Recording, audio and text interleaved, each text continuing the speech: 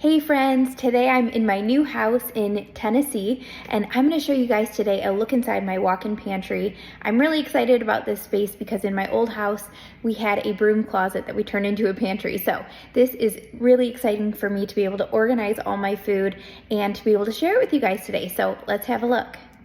All right, this is a look inside my new pantry and I'm going to break it down and share with you guys what I did in each section and how I organized it. So to start, I have my butcher block counter here, and I love this counter because it provides not only a place that I can do my plugged in appliances that I use every day, like my microwave, my blender, mixer, and toaster. And I also did install some electrical outlets all along the walls so that I can use those. But I also have a space over here where I have some mixing bowls and I have some measuring cups up here. So that allows me to actually make my recipes that I'm baking, when I'm baking, right at this counter here. And then I have all of my baked good supplies right above it. So I can just make any recipe right on my counter. I bring my laptop in here, get my mixing bowl out, my measuring cups and spoons, and then I just start to add ingredients right here on the butcher block countertop. So it's nice to have everything kind of in one spot. So I'll share with you what I have in my baking area. I have my salt and all different kinds of chocolate chips. And then I have just some extra things like some arrowroot powder, some nuts, things like that. Then I have baking soda, baking powder, oats, coconut sugar and monk fruit, peanut flour, some protein powder back there. We have some more protein powder and oat flour. And then of course almond flour is back there. And then on this shelf I have just some things that we use every day like tea, coffee, things like that. On this shelf, we have some honey, breadcrumbs go into this mason jar. We just used them all up. Some extra pumpkin spice coffee since it's fall. And then some of my favorite baking cup liners, parchment paper. Then I have my boxed goods here. So this is things like chicken broth, taco shells, anything that would be like in a box.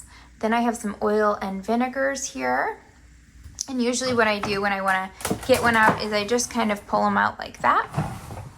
Then I have all my canned goods here. Then I have some spice or sauces and syrups, and then nut butters and jarred foods. So that's what's on my whole first shelf of my pantry. Then on the second shelf, I have some extra jars and whatnot. And these are just some things that I wouldn't use as often, like popsicle molds, silicone molds, things like that. And then we have just some dried cereal and like pancake mix up at the top. So those are things I use less often, which is why I put them at the top.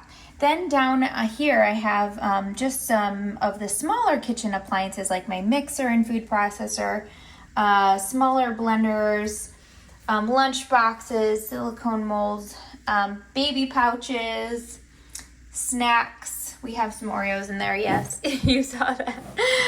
That was for a recipe that I was doing, something with some Oreos. But we don't normally have those. And then some snack foods that we have in the little pop tops to keep them fresh.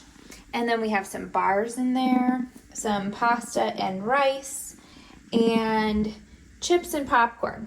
So a little bit more of like the bigger bag snack foods like rice cakes, popcorn, things like that.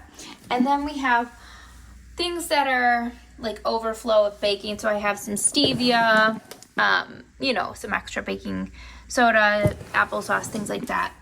And then just a few other extras that, we maybe don't have a space for up top, or things that we don't use every single day.